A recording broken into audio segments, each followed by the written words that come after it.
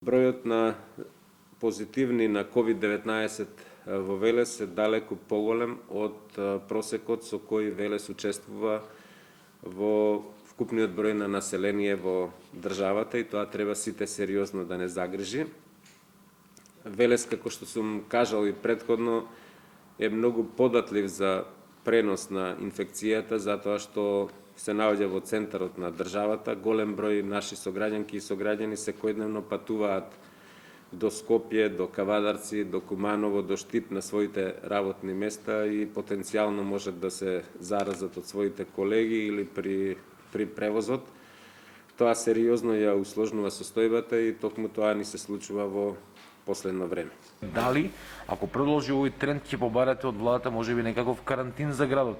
Тоа не го коментиравме денес, но јас интензивно размислувам на таа тема. Доколку на вистина продолжи оваа состојба и имаме вакви високи бројки, ќе побарам од Министерот за здравство, од Комисијата за заразни болести да превземе соодветни мерки за да се спречи понатамошното ширење на инфекцијата.